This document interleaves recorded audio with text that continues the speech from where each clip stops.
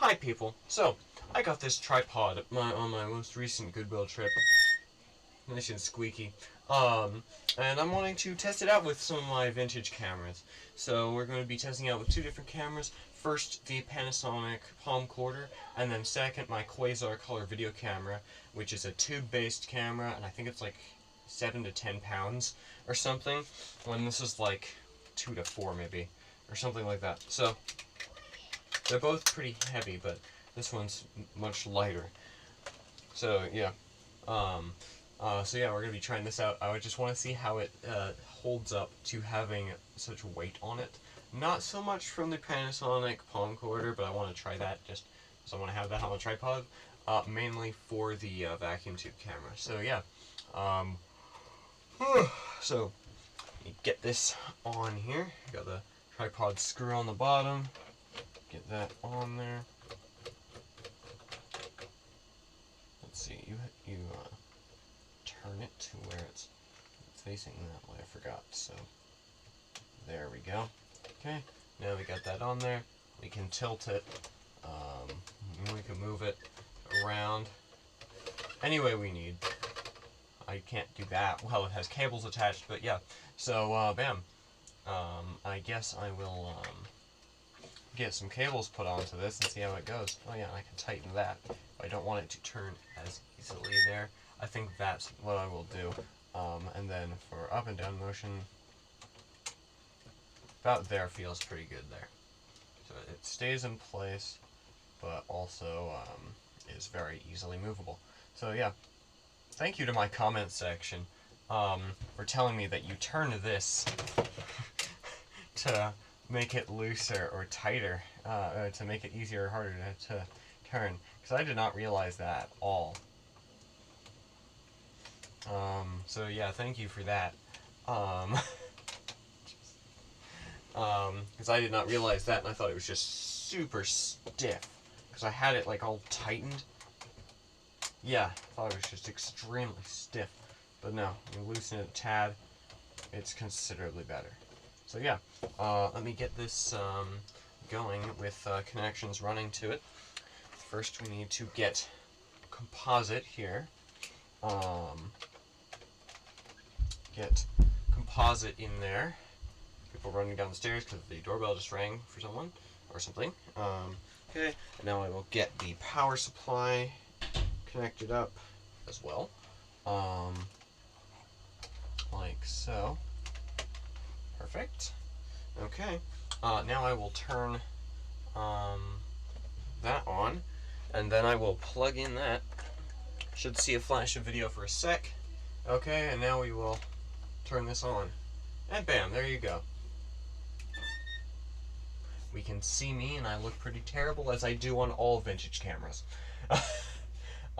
So yeah, bam.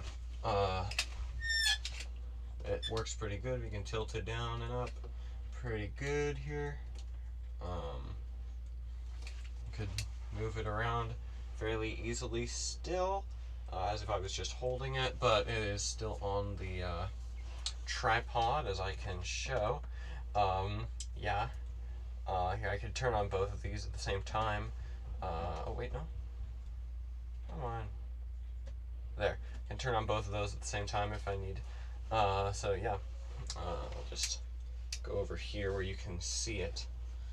Bam, that's what the camera is looking at. So yeah. But this is not really what we're wanting to look at.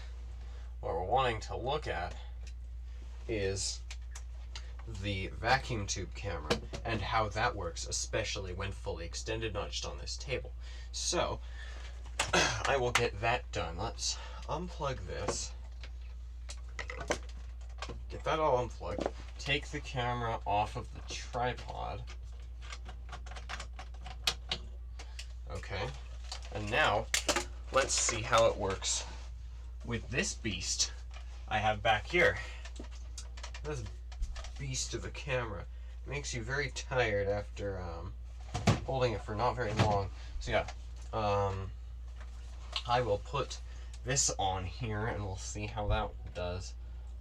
It is back heavy, I believe, so get that on nice and fairly straight-ish. There. Want that as tight as possible. Okay. And actually that's working pretty well.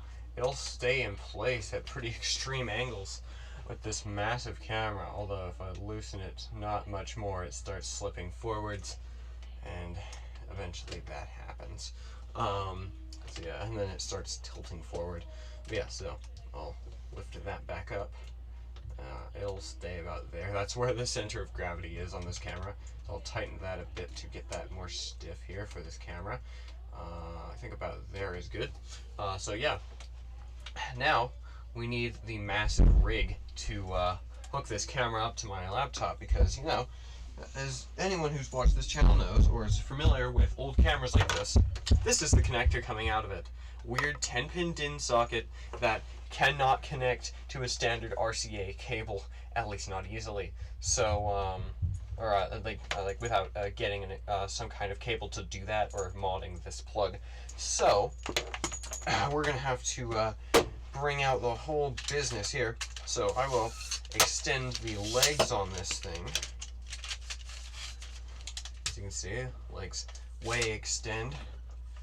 So I will extend the legs, lock them in place with these little green tabs here, green things. Oh, that one's not out. Come on, I need you to be out.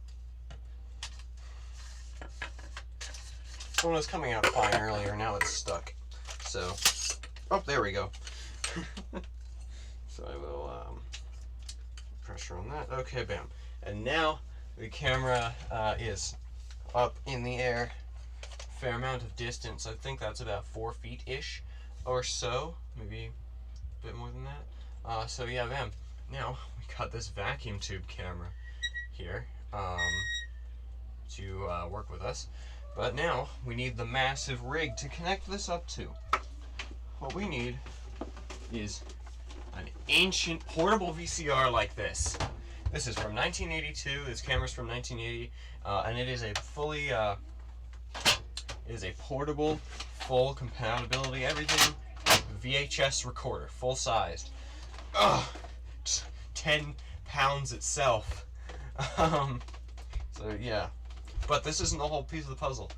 All the batteries for these things are practically dead nowadays. So where are you gonna get a battery for it? Well, it turns out you don't need one. Turns out this is so fully featured that you're able to just use it at home. Watch this. Let's see. You can obtain one of these bad boys, the tuner unit for it, which gives you your standard RF ins and outs and stuff. Although this has an RF out and composite in already. But the main thing is this just plugs in to a standard mains outlet and then connects to the VCR with this big old cable, not the same as the EIAJ 10-pin plug, although this is also 10 pins, but it's a weird form factor. It's way big, another type of DIN plug. So yeah, on the VCR here, I'll show you how to connect it. On the back of this VCR, we got this little door here. You pop that down, and then you got a coaxial.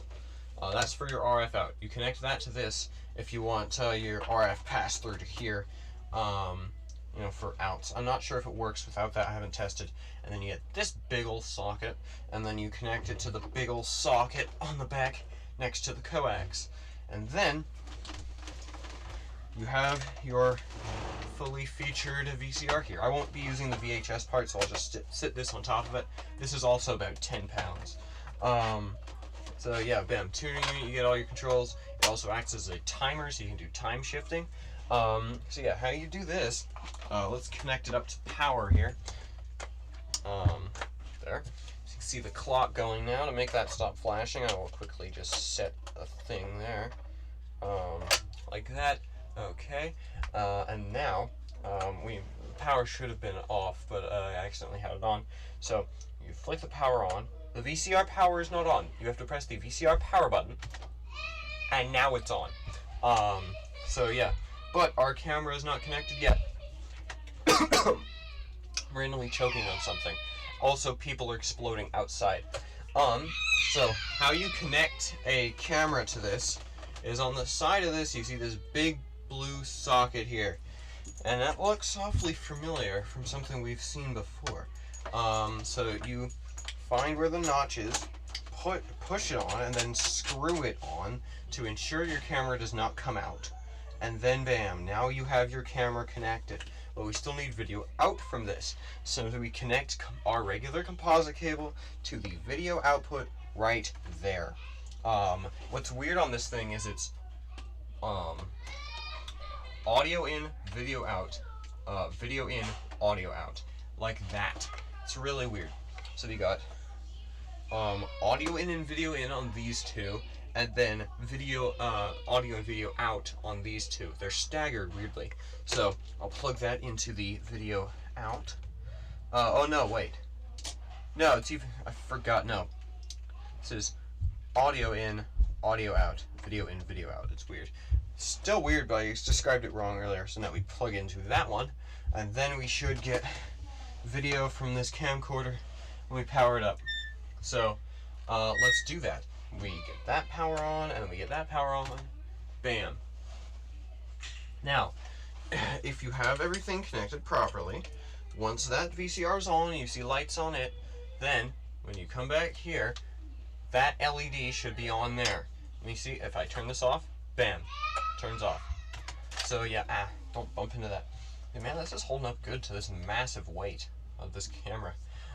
So yeah, let's connect this thing up, and then we'll show the image from it. So let me get over here, turn on my capture device there, and then we will turn our camera on, and hopefully we will get an image. Oh wait, I forgot one more thing.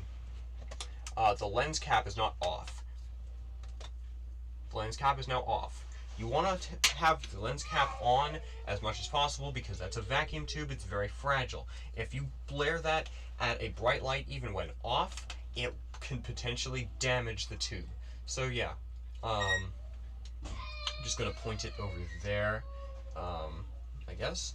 So yeah, now I can turn things on and it should work. So there's the switch. It says stand by and play. Let's hit play here. And now it should slowly power up. That's the tube warming up. And hopefully soon it should come up. Oh, there we go. It has come up. Nothing's in focus. And I believe we are too far zoomed out. So, yep, we are all the way zoomed in. It's very dark in here. It does not give a good image. Let me see. Can I mess with controls to fix that? Nope. It's even darker. That's better-ish. Let's see. What about the controls on the side? Oh, there we go. That one is probably the best. We still can't see the laptop screen, but we can tilt it back and forth. We can tilt it up and down. But yeah, I'm in a closet, and these things don't have very good light sensitivity to begin with. You kind of need to use them outside for the most part. But yeah, so there we go. I will come over here and see if I can show off this VCR it's connected to. Yeah, just barely. But yeah, see, I can put my hand there. Bam, put my face there. You can see my massive nose, but that's about it. So yeah, I will turn that off. Yeah, bam. So there you go. Tripod works pretty great actually with even this massive heavy camcorder. It's not even a quarter, now that I think about it. It's just a camera. No, this massive camera connected to this even more massive recorder. But yeah, so there we go. That worked pretty well. Awesome. You take this off here. Let me do that. Okay, there we go. Awesome. And I just realized if you put it on the side there, you could tilt it side to side like that if you wanted to do that. So neat. Plenty of uses for this tripod. So yeah, I think that's about the end of the video. Let me pack up my tripod here because it's quite large. I can't have it set up all the time, considering, you know, this is a closet, but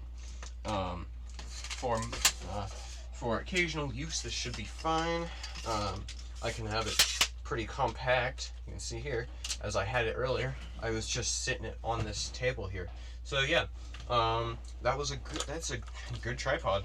I will use that a whole lot more. So yeah, thanks for watching, and I think I was just called, so I gotta end.